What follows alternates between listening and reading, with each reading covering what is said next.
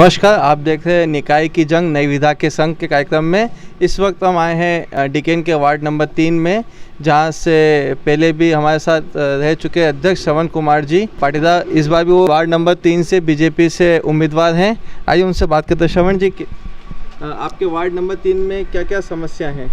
जी भाई साहब नमस्कार, बहुत बहुत धन्यवाद।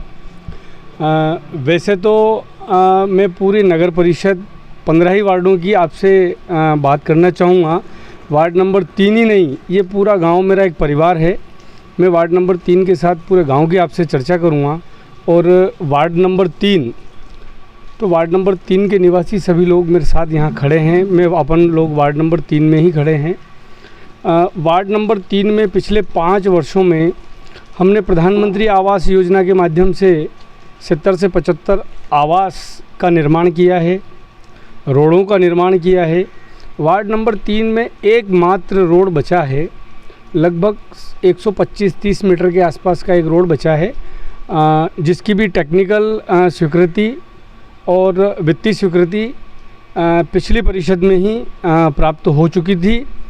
चूँकि बीच में कुछ 18 महीनों का जो व्यवधान था वो आप हम सबके सामने हैं।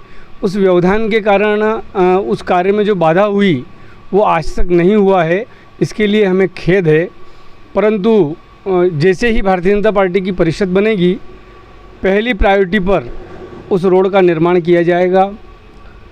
साथ ही सभी लोगों को, पूरे नगर के लोगों को प्रधानमंत्री नरेंद्र मोदी जी की बहुत ही महत्वाकांक्षी योजना आवास योजना, PM सम्मान निधि, विधवा पेंशन योजना, कल्याणी योजना, विवाह सहायता राशि, ऐसी सारी योजनाओं को हमने बहुत अच्छे से हमारी पूरी परिषद, हमारी पूरी बॉडी के माध्यम से, और हमने पूरे नगर में एक ऐसी व्यवस्था बिठाई थी कि वार्ड में, प्रत्येक वार्ड में एक कर्मचारी, पार्षद के साथ में एक कर्मचारी को हमने नियुक्त किया था। उसको एक वार्ड का प्रभार दिया गया था और उस वार्ड के प्रभारी के माध्यम से और पार्षद के माध्यम से हमने 15 ही वार्डों में लगभग, अगर अपन देख के चलें तो प्रत्येक वार्ड में 60 से 70 लाख रुपए का काम हमने किया है। उसी के साथ मध्य प्रदेश में भारतीय जनता पार्टी की सरकार थी। देश की आज़ादी के 75 साल बाद गुड़ा परिहार वार्ड क्रमांक 1, केवड़िया वार्ड क्रमांक 2 और गुड़ाहोला वार्ड क्रमांक 5, 2-2, 2.5, 3-3 किलोमीटर के रोड कच्चे थे। लोग 1-1 फीट के कीचड़ में होकर निकलते थे। आज मेरा आपसे अनुरोध है कि उन रोडों पर आप निकल करके देखिए। आज उन रोडों से उन गांवों की तस्वीर बदली है। आज मैं बात करूं, अपन देखें केवड़िया को, तो केवड़िया में 100% रोड का काम पूरा हुआ है। वार्ड नंबर 2 में भी एक रोड बचा है, मात्र एक रोड बचा है। अच्छा, अब हमें ये बताइए कि स्वच्छता अभियान के तहत यहाँ पे कितना फंड आपके पास आया है? भाई साहब, सेंट्रल गवर्नमेंट के द्वारा स्वच्छता अभियान के तहत कोई पैसे की कमी नहीं थी। जितना चाहें उतना खर्च करें, पैसे की किसी प्रकार से कमी नहीं थी। और उसी तारतम्य में नगर परिषद डिकेन की जनता के नेतृत्व में जिस प्रकार से स्वच्छता अभियान को किया है, ज़िले में 2 बार नंबर 1, प्रदेश में 12वां, इस प्रदेश में 4था स्थान प्राप्त किया।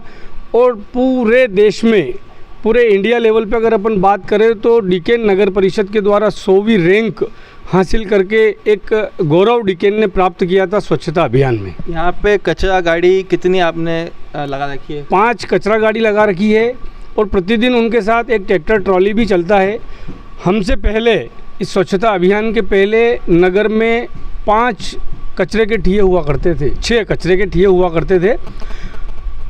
सफाई कर्मचारी सभी सफाई, पूरे गांव में सफाई करके उस ठिये के ऊपर कचरा डालते थे और हर 7वें दिन वो कचरा उठता था। अच्छा, इस कचरे का कहीं आप प्रोसेसिंग करते हैं या इसका क्या प्रयोग किया जाए कचरे जी, बिल्कुल उसकी प्रोसेसिंग जारी है। प्रोसेसिंग प्लांट हमने लगाया है और प्रोसेसिंग प्लांट के माध्यम से खाद बनाने का कार्य भी किया गया है और खाद की सप्लाई भी की गई थी।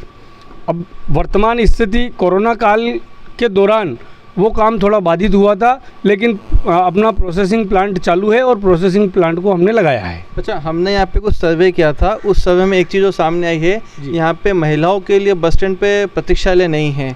जो महिलाएं कुछ आती है, सफ़र करती है, उनको वहाँ बैठने में बहुत दिक्कत आती है, तो प्रतीक्षालय का क्या आपका कहना है? जी भाई साहब, बहुत ही सटीक बात है और वास्तव में इस बात का हमें दुख है कि बस स्टैंड के ऊपर प्रतीक्षालय की जो कमी है वो कहीं ना कहीं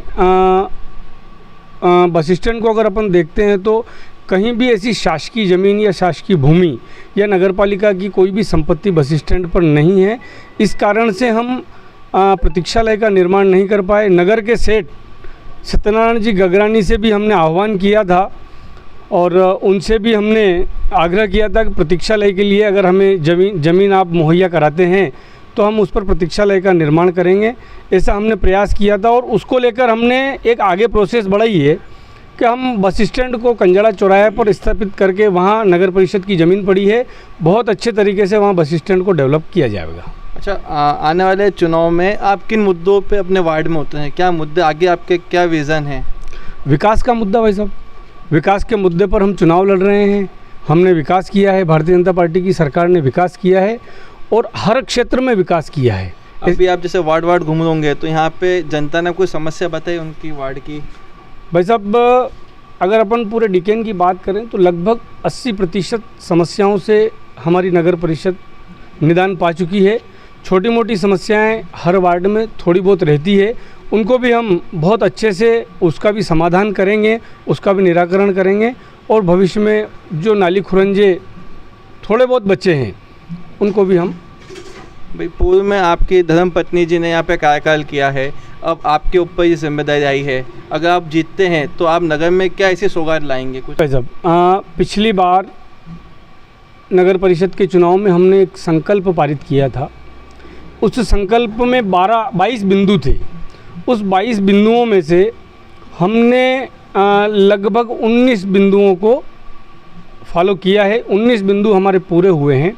जैसे मैं जिस वार्ड में खड़ा हूँ, वार्ड नंबर 3 और वार्ड नंबर 2, इसको गांव ठान कराने के लिए हमने उस समय भी घोषणा पत्र में लिया था और उसकी पूरी प्रोसेस हमने करी है और लगभग फाइनल स्टेज पे जिस प्रकार से पंचायतों का ड्रोन सर्वे करके उसको गांव ठान में किया गया है।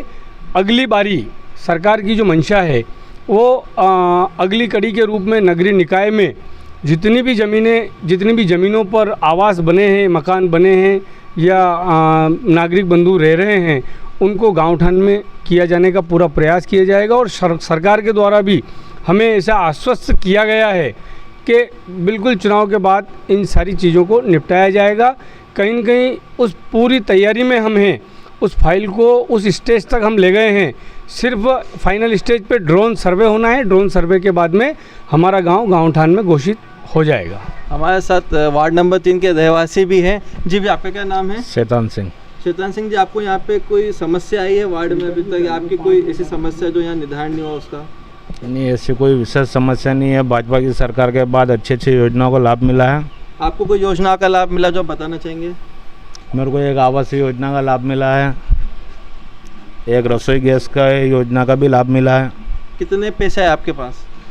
अभी एक किस्त डल चुकी है, दूसरी किस्त अभी आचार संहिता की वजह से नहीं डल पाई है, वो चुनाव के बाद डलेगी। हमारे साथ और भी जने हैं यहाँ पे।